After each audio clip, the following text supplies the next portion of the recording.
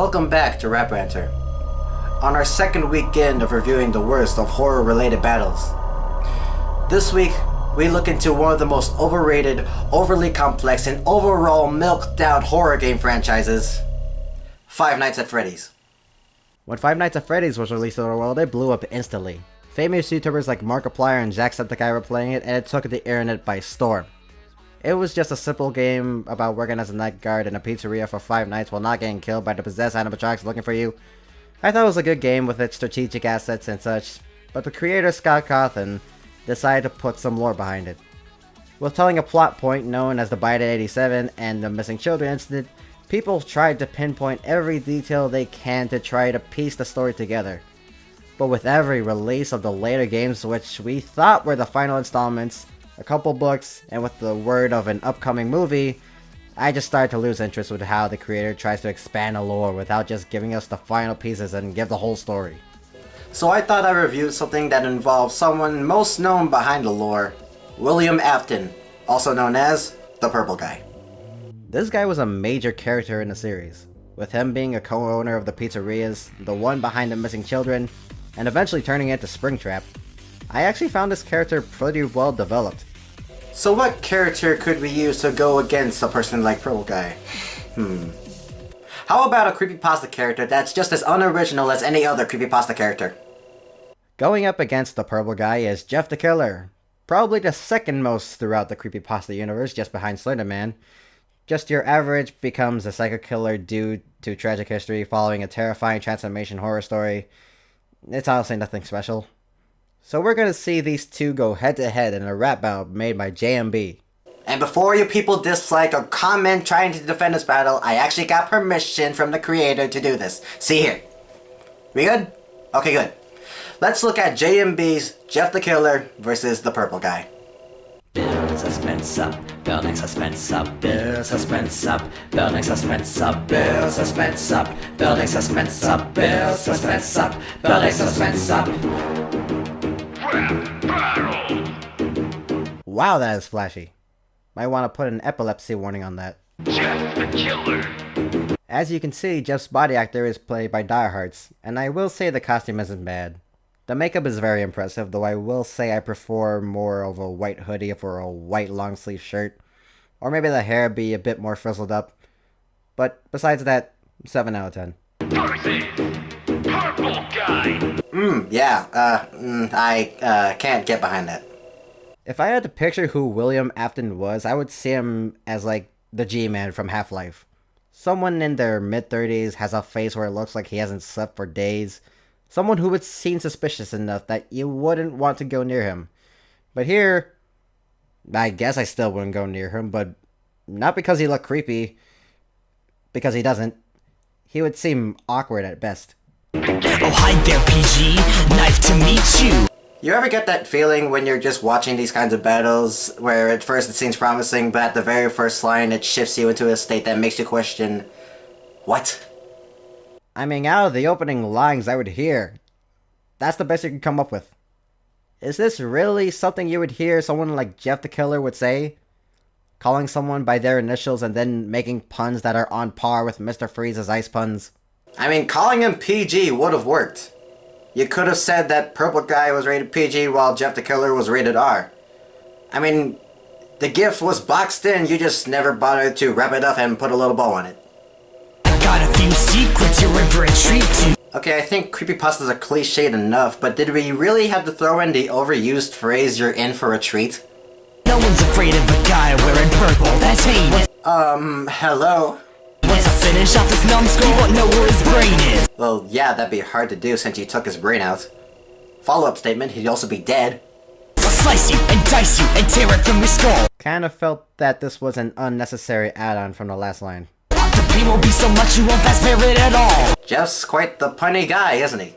I'm creepy, you're weepy, I'm scary, you're blank. Okay, I'm sorry, I have many problems. One, the shutter effect is really distracting. We want to focus on the shot and it doesn't help when the camera is having a seizure. Two, I'm creepy, you're weepy. I mentioned this last time, if you want to use rhyme schemes, you gotta make it sound good. Using a word like weepy doesn't make Jeff sound threatening. Who the hell calls someone weepy?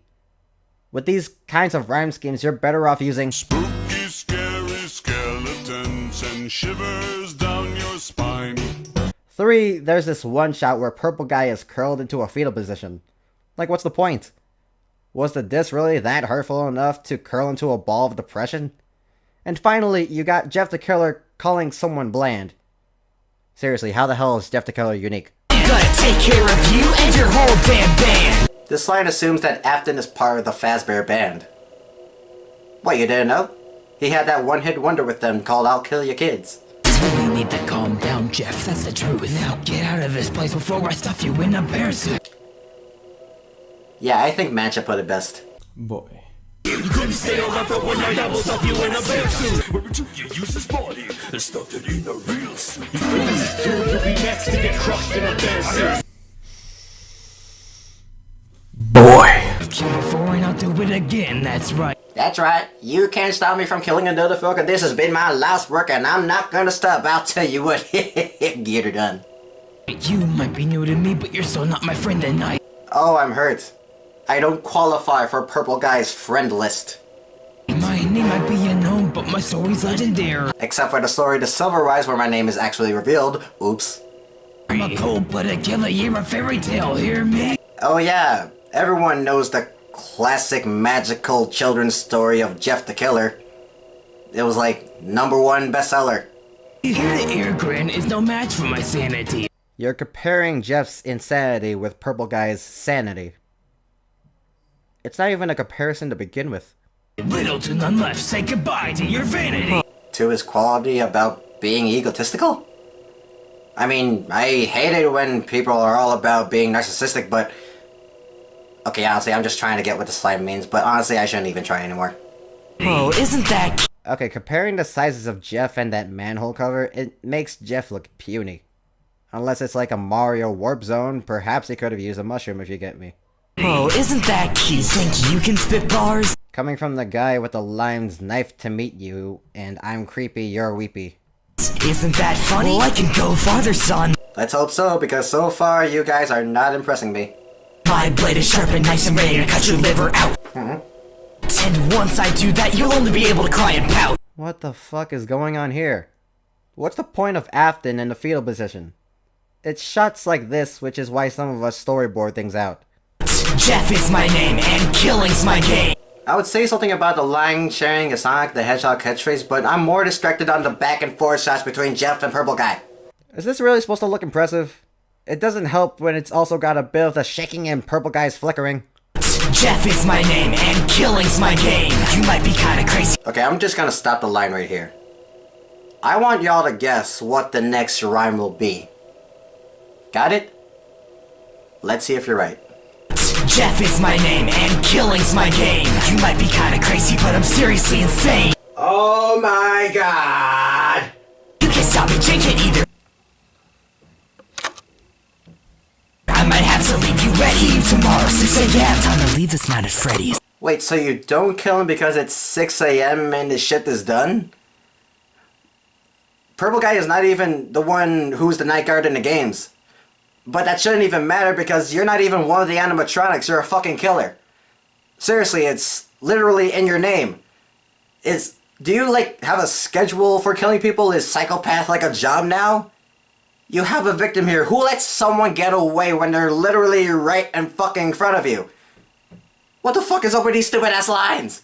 Oh, a tough little boy. How you think your knife is fair? Well, it's not as weird as this liquefy effect. What the fuck is going on? Your weapons in Jack's quest, on the contrary. Really? A reference to a game that's pretty much a Doom clone that's found in a cereal box that people barely know about?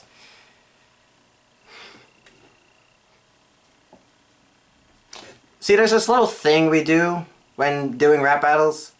It's called proofreading. You don't make your first draft your final draft, that's just lazy. Like, Chex Quest. Brilliant, we gotta have that in the battle. People will know what we're talking about, we're genius! Words make me laugh and load your face making me cry. Man, why is Purple Guy just a complete pussy in this? By the time I'm finished with the thing I've already got a rock. You misspelled awry. I gotta tell you, I'm completely in shock. I actually didn't expect to find any spelling errors in this. It's sad how legends follow, don't they? Time to get real, time to teach us for the truth. Time to get serious, put on my yellow bunny suit. Wait, Afton's willing to get into the spring bodysuit? In the lore, the spirits of the kids haunted him and his only chance was to hide inside the suit, which then malfunctions accidentally. Even in the Silver Rise, spoilers, Afton takes the main character Charlie hostage and she reaches inside the suit and sets off the spring locks.